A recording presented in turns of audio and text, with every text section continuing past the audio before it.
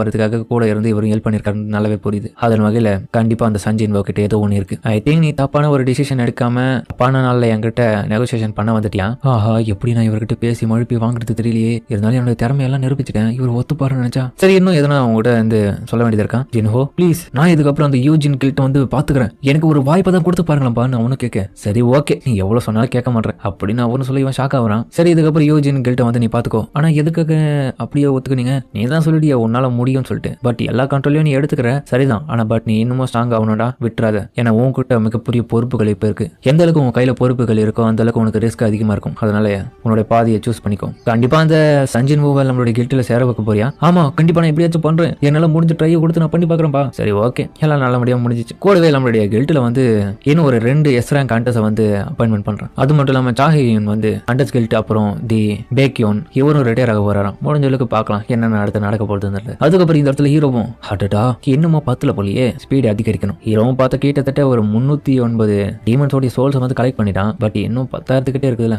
அதுக்கப்புறம் ஹீரோக்கு அந்த இடத்துல எல்லாத்தையுமே கிளியர் பண்ணிட்டான். மாஞ்சஸ் இந்த இடத்துல எல்லாமே டி ரேங்க் பெஸ்ட்டாக தான் இருக்குது. பட் ஆனால் என்னால் அந்த அளவுக்கு அதிகப்படியாக லெவலப் பார்க்க முடியல. லெவல் 1க்கே கிட்டத்தட்ட சீரங் டஞ்சன்ஸில் கிட்டத்தட்ட 9 டைம்ஸ் நான் அதை கிளியர் பண்ண வேண்டியதாக இருந்துச்சு. இப்போ நான் என்னை விட ரொம்பவும் அதிகப்படியாக லெவல் இருக்கிற ஸ்ட்ராங் ஆப்போனண்ட்டை கிளியர் பண்ண மட்டும் தான் என்னால் அதிகப்படியான லெவலை பார்க்க முடியும். அப்போ கஷ்டப்படாமல் நமக்கு வாய்ப்புகள் கிடைக்காது. எப்போ நான் பேக்கியோனை சந்திச்சனோ அப்போ எனக்கு தெரிஞ்சு போச்சு அவனுடைய கரண்ட் லெவல் வந்து அப்போவே எஸ் ரேங்க்ன்றது. பட் இருந்தாலும் அவனை காட்டிலும் நான் இன்னமும் ஸ்ட்ராங் ஆகணும். அதில் நான் உறுதியாக இருக்கேன். சரி, அடுத்ததாக செகண்ட் ஃப்ளோர் போகும். அங்கேயாச்சும் எதனா நல்ல மான்ஸ்டர்ஸா கிடைக்குதானே. அதுக்கப்புறம் அடுத்த ஃப்ளோருக்கு போட்டு ஒரு மேஜிக் சர்க்கிள் இருக்கு. அந்த இடத்துக்கு போனா தான் அதெல்லாமே மாத்தி போக முடியும். ஹீரோவும் இதுதான் நாம்சம் டவர்னு நினைக்கிறேன். அடுத்த கட்டத்துக்கு போனா எதனா மான்ஸ்டர் டைப் சோல்ஜர்ஸ் எல்லாம் இருக்குமா? சரி வெளியே வா அப்படின்னு தன்னுடைய ISBS ஓட தலைவனை வெளியே வர வைக்க இவன் ரொம்ப பெருசா இருக்கான். கண்டிப்பா இவனை பயன்படுத்தி அந்த இடத்துக்கு சீக்கிரமா போக முடியும். சரி வா போவோம்னு சொல்லிட்டு அவன் கிளம்பலாம். பார்க்க முன்னாடி பார்த்தா நிறைய மான்ஸ்டர்ஸ் வந்திருக்கு. எத்தனை பேர் வந்தாலும் நீ கவலைப்படாத, அவன் எல்லாம் தூக்கி போட்டு சாப்பிட்டு கிளம்பிட்டே இருக்கலாமா. அதுக்கப்புறம் ஹீரோவும் அவனுக்கு எல்லாம் தூக்கி போட்டு கிளம்பிட்டே இருக்கான். நீ ஒரு டேங்க்ன்றதுல ஆச்சரியமே கிடையாது. நீ வேற லெவலில் தான் சண்டை போடுற. அதுக்கப்புறம் அந்த இடத்துக்கு வர முன்னாடி வர மான்ஸ்டர்ஸ் எல்லாமே அடிச்சு போட்டு அந்த சர்க்கிள் நோக்கி போயிட்டு இருக்காங்க. அதுக்கப்புறம் வாஷிங்டன்ல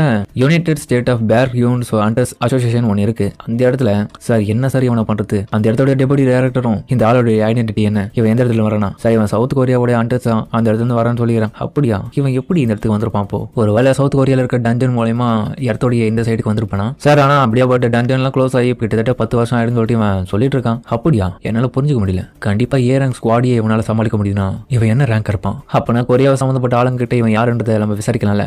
தெரிஞ்ச ஒரு ஆள் இருக்காரு. அவர் தான் மிஸ்டர் ஹாங்வாங், ஸ்கேவெஞ்சர் கில்ஸ் ஆண்டோடைய மெயின் ஆளு. அவர் இப்ப வந்துட்டு தான் இருக்காரு. அதுக்கப்புறம் நம்ம வாங்க காமிக்க அடைச்ச நான் நினைச்சிருந்தா அங்கேயே அவனை போட்டு தெளிப்பேன். தேவலாம நம்மள வர வச்சுட்டான்னு கால் பண்ணி என்ன நாள் இப்படி போயிட்டு இருக்கான். அந்த ரெட் கேட்லயே அவனுக்கு வெளியே வந்ததான் சோழியை முடிச்சிட்டு இருக்கணும். எனக்கு ரொம்பவும் கடுப்பா இருக்கு. டைமிங் மிஸ் ஆகுதுன்னு சொல்ல. சரி இருந்தாலும் இந்த ஆளுடைய பேர் என்ன சொன்னீங்க சார்? சொல்லவே ரொம்ப கஷ்டமா இருக்கு. ஏதோ சாங் எல் வாங், சவுத் கொரியன் ஹண்டர்